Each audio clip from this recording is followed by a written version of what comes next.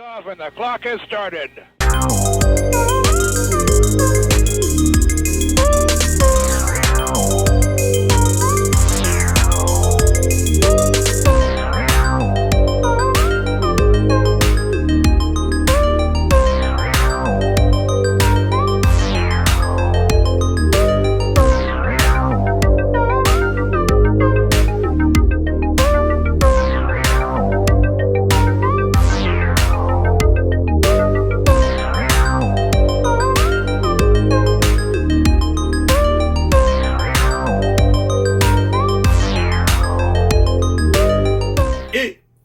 Is Showtime. Welcome everybody to an all-new Downright Sports, and I am your host, the sports critic, Brent Reed. I am a sports critic for the sports fan to talk sports to the fans. How about that? If this is your first time watching, hey, just do me a favor, subscribe at the bottom. I don't care.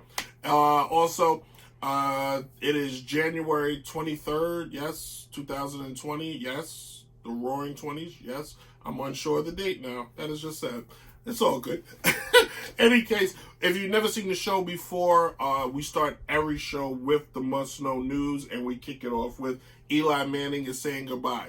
The former two-time Super Bowl winning quarterback Eli Manning is retiring, played his entire career with the New York Giants. He helped win Super Bowl. He's the all-time leading passer for the Giants. The conversation is now, is Eli a Hall of Famer? If you think Ben Roethlisberger is a Hall of Famer, if you think Phillip Rivers is a Hall of Famer, if you think Matt Stafford's a Hall of Famer, Eli Manning's a Hall of Famer. I'm not going to debate numbers with you guys not today. I'm just here to tell you 2 Super Bowls, 2 Super Bowl MVPs, one beating an undefeated team, the other just beating a great Patriots team. He's a Hall of Famer. Being the fact that your favorite quarterback in Aaron Rodgers only got 1 Super Bowl and hasn't been back since. And the 1 Super Bowl he won with a Brent Favre team. Not to mention, Eli Manning beat said Aaron Rodgers. What? Is that logic you're spitting, Brent? Yes, it is. Moving on. Maya Moore of the WNBA, my favorite WNBA player, is sitting out another season. She sat out last year, she's sitting out this year. The reason why she is sitting out is because she wants a man to be released from the Missouri prison system. He was found guilty for armed robbery and was sentenced to 50 years in prison. I'm still going into the story, but basically she is sitting out because she feels like this is an injustice. This is Maya's choice. This is her God-given American choice, which I think we all need to remember that this is America and you have the freedom to choose to do as you will. Now, Maya, to be fair, not all of us, for our political reasons, can sit at home and protest. Some of us do have to go to work, but Maya, we respect what you do, and we hope one day, if not soon, you return back to the WNBA because we love watching you play. And then finally, it gets even sadder for Antonio Brown. He basically, a arrest warrant has been put out there for Antonio Brown, and it looks like he will be arrested for battery and basically he assaulted a mover who came to help him move out of his house. And this is just bad and continues to keep getting worse for Mr. Brown. We're not going to go what he did this past season, but Antonio needs help.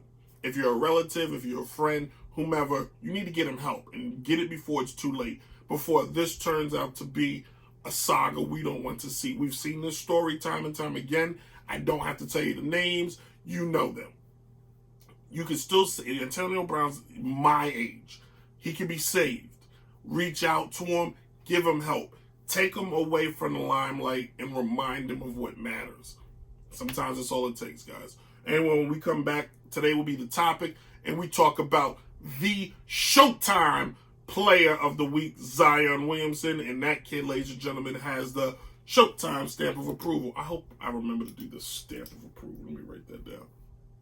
Showtime stamp. I wrote a note. Hey, Downright Sports. All right, last night, ladies and gentlemen, Zion Williamson made his NBA season debut. This is why I keep saying the NBA season to start till Christmas. But Zion got hurt. He had knee surgery during preseason. Something he might have had. You know, the guy's a big guy. To give you an idea, Zion Williamson is the 3rd heaviest player in the NBA. That's insane. He's 19 years old, but he's not built. He's not a fat guy, not by a long shot. He's not a muscle. He's just a good old-fashioned country boy, just strong like an ox, if you will. Zion Williamson last night in his NBA debut, and I watched the first 3 quarters before I left the bar. And Zion had 5 points, 5 rebounds, and 4 assists. It's the rebounds and assists to me that stood out. Now, when I watched the game, you could clearly see he was nervous. From the opening tip-off to about the third quarter, he was nervous. The ball was falling in and out of his hands. He would, fumble it here and there. But when he would get control of the ball, you could see, number one, could nobody take that thing from him. Number two, you could clearly see his nerves was there. But it's the rebounds and assists. There was a couple possessions where he turned the ball over, but he hustled back on defense, was the guy that got the rebound. And that you can't teach. You can't teach hustle. You can't teach determination. And you can't teach what he did in the fourth quarter, which was, all right, I'm not either mentally or physically there yet where I could just steamroll my way to the basket, so I'll take jump shots. Something he said in the press conference, when you can't use your athleticism, you learn how to shoot. I have a great coach in Marcus Gregory. When guys was hurt, work on your jumper. And you don't have to necessarily be on the court to work on your jumper. You just work on your shooting form, and that will help you work on your jumper. Zion Williamson hit 4 3-pointers in the fourth quarter last night. And the entire year he played at Duke, I don't think he hit 2 in a row, but he hit 4 in a row. He scored 17 straight points in the fourth quarter, which gave him 22 overall. He's the highest scoring rookie in Pelicans history, which is not saying a lot because the Pelicans only been around for like 5 years. But in any case, what Zion showed last night, with his assists, with his rebounding, and with his ability, his maturity, if you will, to let the game come to him. So many times, if you notice young players, they press, they push, and they try to take something that they were so accustomed to doing in the past and making it happen then. Zion said, let me let the game come to me. Let me slow it down and let the game come to me. The crowd was electrified for this young man. And if he turns out to be what I think he could be, this is the right face of the game of basketball. Why? Because Zion has the mentality where if the Pelicans do him right, he'll stay there for his entire career. That's number one. Number two, he's not an arrogant kind of guy. He's a team guy. He's a win guy. He's about getting better. He sends the right message. Zion is everything sports in today's culture needs. With so much me going around, this needs a little more we. Now, you need to have a little bit of me to help the we, but Zion is a we kind of guy. He's a smart kid. I can call him a kid because I'm 12 years older than him. And if stays healthy, Zion Williamson has the ability to be built like LeBron, have the ability to score like a Charles Barkley, and have the unselfishness of a Magic or a Jordan or players of that ilk, Larry Bird, guys who got the team involved, but he may be the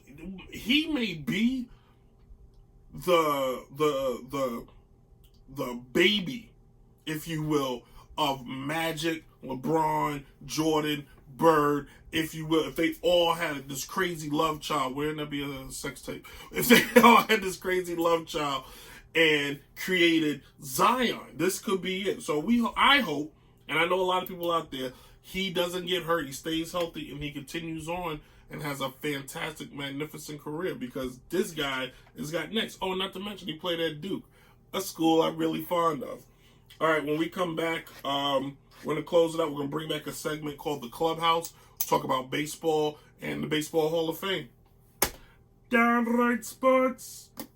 Welcome to the Clubhouse, and we also say welcome to the Hall of Fame to number 2, the captain, Derek Jeter. Number 2.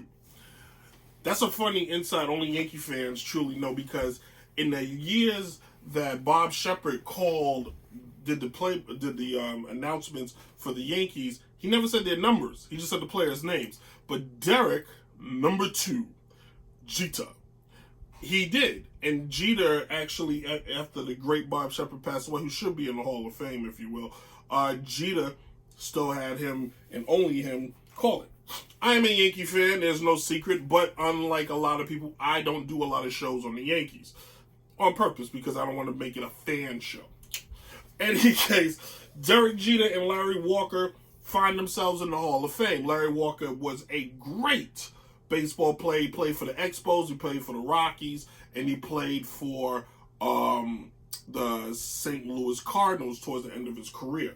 It was with the Expos and it was with the Rockies. It was really with the Expos where he was part of a team that had Randy Johnson, Pedro Martinez, Vlad Guerrero. I'm missing some. I think Moises Alou was on that team. They had an all-star stud of guys that either were all stars then or be on their way to become stars. That team was broken up after the 1994 strike. Larry Walker would end up eventually with the new expansion Colorado Rockies, and then the Rockies he would just explode out there. First of all, playing in that ballpark, me personally probably can hit 20 home runs out there. But Larry Walker was the face of the Colorado Rockies for many, many, many years. I'm not going to go by everybody's numbers. I've riffed enough that I think the Hall of Fame now with analytics and all these bum guys out there voting, they're voting guys in for being very good and not great. That's what moves us on to Derek Jeter. You knew and you know Derek Jeter is Showtime. Derek Jeter is without a doubt was a Hall of Famer and was deemed great without winning any league MVPs, without winning a home run title, without doing any of that stuff, because what made Derek great was he outworked the next guy. Derek Jeter was a shortstop in the time that Alex Rodriguez, Nomar Garciaparra, Miguel Tejada, Omar Vizquel, and I'm sure I'm missing somebody. These were all shortstops that were deemed better than Derek Jeter. It's a known fact that they said Alex Rodriguez was a better shortstop than Jeter. But Jeter was so great that when A-Rod joined the Yankees, A-Rod had to go to third. That's how great Derek Jeter is and was. The allure of the captain, and that's just it, the allure of the captain, he put himself in that Jordan pocket, that Tom Brady pocket. Winning. We are about winning. Jeter said, they asked Derek Jeter one year, who do you got in the World Series? He said, if I'm not in it, I don't watch. That's how of a competitor he was and still probably is to this day. So to me, it's kind of surreal that Derek Jeter is in the Hall of Fame, because I grew up watching this guy. You know what I'm saying? This is the first time in my, guys I grew up watching are now going in, and it feels weird to me, and I have a connection to the guy a little bit. Only a very small one, but my mother, who used to work at Yankee Stadium as security, walked down to the clubhouse one day, had a baseball, and walked up to Derek and said, hey, can you sign this for my son? And he did, without any questions, any money, and it's sitting in my parents' house to this day, encased in a little ball encasement. I guess that's what it's called. But I thank Derek Jeter for that still to this day. And not to mention, one of the funniest joking arguments my parents got into was over my mom leaving my dad for Derek Jeter. I thought that was hilarious. But in any case, thank you all. Congratulations to Derek. Congratulations to Larry Walker. Next year's whole. Now, almost forgot. Next year, maybe the year where the Hall of Fame gets turned on its head. Either nobody goes in, or you have to put in Curt Schilling, Clemens, and Bonds. This year, Curt Schilling finished with 70%, Clemens finished with 61%, Bonds finished with 60%.